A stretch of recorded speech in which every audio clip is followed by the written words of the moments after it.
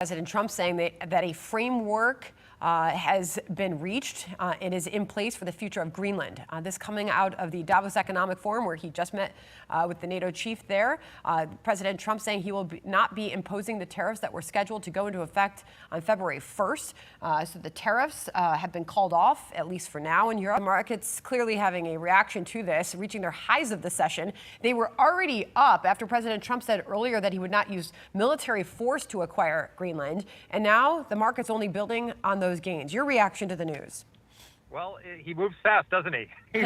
He's one hell of a negotiator. Look, I mean, first of all, sometimes our NATO allies need a little electroshock therapy to get them to moving in the right direction. If you recall, during his first term, everyone said he was destroying the NATO alliance because he said that he wouldn't honor Article 5 for countries that weren't paying their 2% that they had promised on GDP. And everyone set their hair on fire and said this is the end of the security architecture that has kept the peace in Europe for 7 decades and all the rest of it. And here we are, and he's got everybody to go to 2%, and they agreed to go to 5%.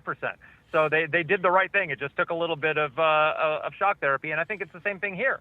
Look, he's right. We need Greenland. It's essential because the melting Arctic ice means there's going to be strategic sea routes going through the Arctic. They're going to be critical for both military and commercial purposes. We need it for the Golden Dome. We need it for missile defense. We need it for a lot of things. And China is trying to build what they call a polar Silk Road through the Arctic. Russia has been expanding in there, and we need to counter them. So there's lots of ways to do it. You can own it. You can lease it. You can have shared sovereignty. I mean, there's many ways to skin the cat, and I think Trump is going to find a solution.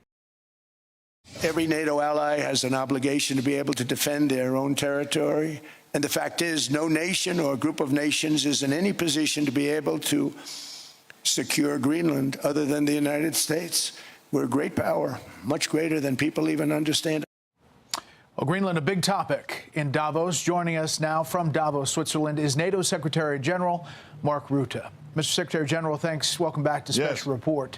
You know, the president had his meeting. Thank you for having me back on the show. Sure. He had his meeting with you, the bilat meeting, and he came out of there and said, we have formed a framework of a deal with respect to Greenland and, in fact, the broader Arctic. What does that framework look like, sir?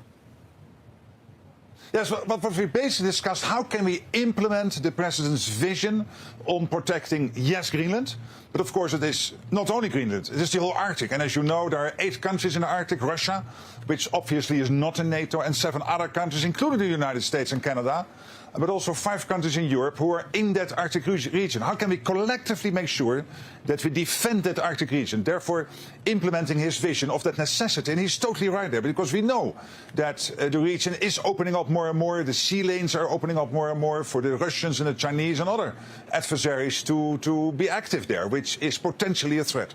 And finally, when you leave today in Davos, you feel optimistic about the situation with Greenland, that you have this framework, that you're going to a next step, even though the Kingdom of Denmark is pretty adamant that they're not relinquishing Greenland?